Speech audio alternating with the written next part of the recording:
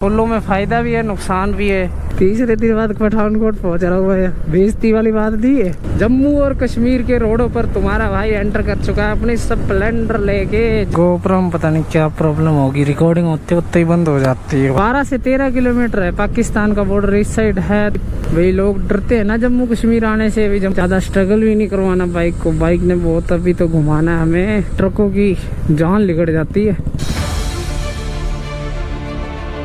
So hello guys, good morning. मेरा नाम है राजेंद्र और आप देख रहे हैं मेरा YouTube channel Indian RP blogs. तो रात को जैसा कि मैं पठानकोट वगैरह पहुंच गया था और आज की हमारी जर्नी नेक्स्ट टारगेट हमारा उदयपुर रहेगा। चिनानी टनल शायद क्रॉस कर जाए, नहीं तो उदयपुर। श्रीनगर तो नहीं जाऊंगा क्योंकि श्रीनगर जाते जाते बहुत लेट हो जाऊंगा और बहुत ज़्यादा ट्रैफिक वगैरह भी मिलेगा। और रात को मैं रुक गया था पठानकोट से पहले 3-4 किलोमीटर पहले। एक माता शेरावाली का मंदिर है और बड़ी सारी शिव की मूर्ति है, तो ये आपको बाहर से दिखाएंगे। अगर आप कभी भी आ रहे कैंपिंग वगैरह करना चाहते हो तो पहले आप यहाँ से पूछ लेना। यहाँ पे पूछना मना तो नहीं करते, बाकी पूछना ज़रूरी है। तो यहाँ पे आप रह सकते हो। आपके पास टेंट वेंट नहीं है तो यहाँ पे वैसे भी रहने की सुविधा है, कंबल वम्बल मिल जाएंगे तो आप रह सकते हो। हॉल वगैरह हैं बड़े बड़े।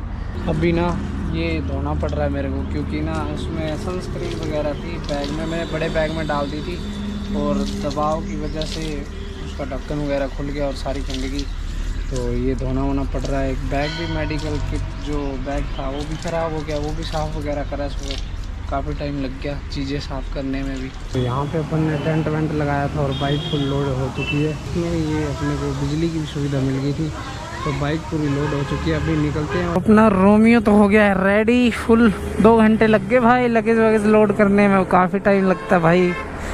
सबसे बड़ी झंझट यही होती है। कभी लेंगे हम भी बड़ी बाइक और पैनियर वैनियर लगाएंगे तो आसान हो पाएंगे भाई। और ये मंदिर के पास मैं रुका हुआ था, परली साइड शेड लगी हुई है और इस साइड टॉयलेट वगैरह सब कुछ है, नहाने धोने की भी सुविधा है। जय माता दी।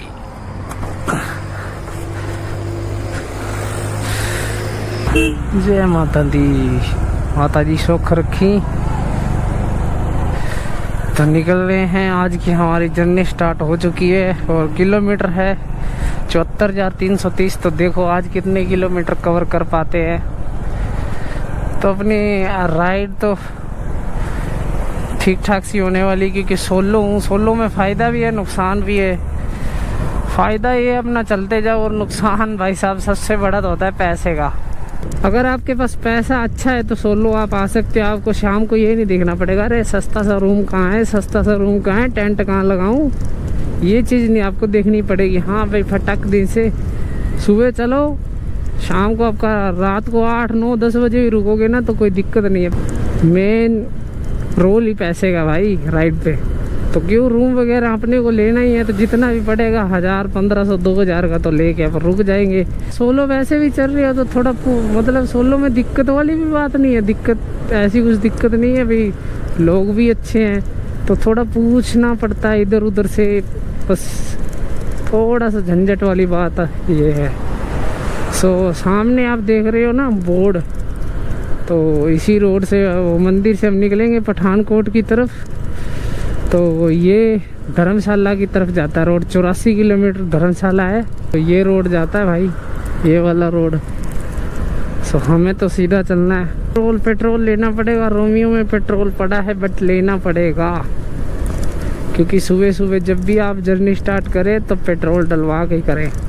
अमृतसर 110, जम्मू 110, श्रीनगर 409। क्या बात है भाई, श्रीनगर तो नहीं पहुंचा जाएगा।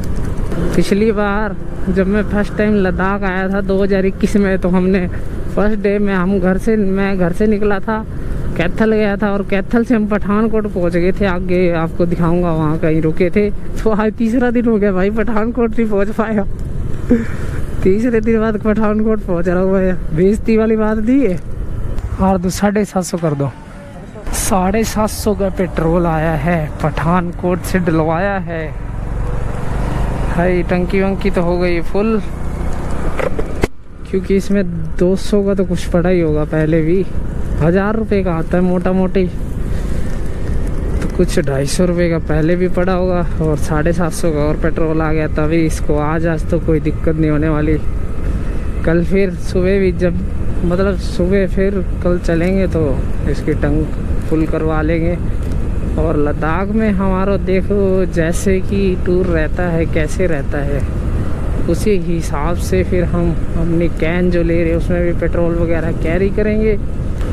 आप भी कभी भी आ रहे हो, मतलब कि कहीं पे भी जा रहे हो, तो हो सके तो सिटी से बाहर निकल के ही स्टे वगैरह ले। उसमें आपका ये फ़ायदा होगा, जो कि सुबह आपको ट्रैफिक वगैरह मिलने वाला है ना, तो वो नहीं मिलेगा, क्योंकि आप शाम को जब भी रात को रुक रहे हो तो सिटी वगैरह कवर कर दोगे।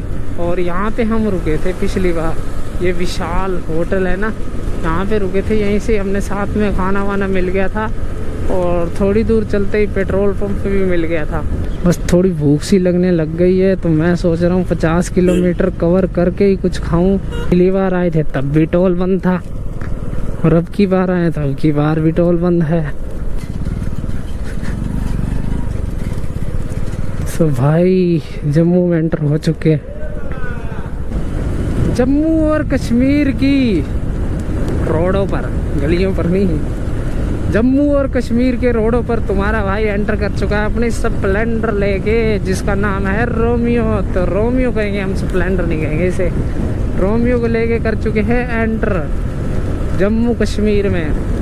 भाई पठानकोट और जम्मू कश्मीर में कुछ अंतर नहीं है। पहाड़ों के ऊपर बर्फ वाइट वाइट दिख रहे भाई, गजब गजब गजब। ये भी एक कुदरत का करिश्मा है भाई, बहुत ही मस्त चीज़ है, दिल को ठंडक। एक बार कश्मीर की हवा भी और ली जाए। हा वाइजर खोल के कश्मीर की हवा। अभी तो थोड़ी गर्म लग रही है, पंजाब जैसी लग रही है। आगे जाके लेंगे, आगे जाके लेंगे, ठंडी मिलेगी। काफ़ी ज़्यादा चलने के बाद भाई 9:30 का टाइम हो गया है, तो अब जाके ढाबा सा मिला है जहाँ पे छाया भी है। सो मैं जम्मू कश्मीर में एंटर कर गया हूँ, और लगभग पठानकोट से 80-90-100 किलोमीटर के आसपास आ गया हूँ। और यहाँ पे एक मेरे को ढाबा मिला है जहाँ पे छाया वाया भी है, क्योंकि रोमियो को भी रेस्ट देना है ना, गर्म हो जाती है भाई बाइक चल चल के, तो इसे भी रेस्ट देना पड़ता है।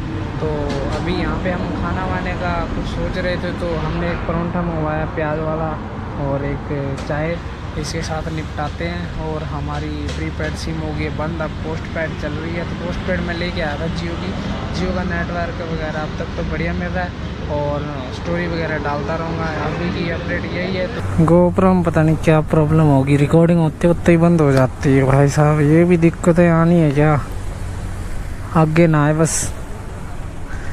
तो यहाँ पे हमने एक परोंठा और एक चाय जैसे कि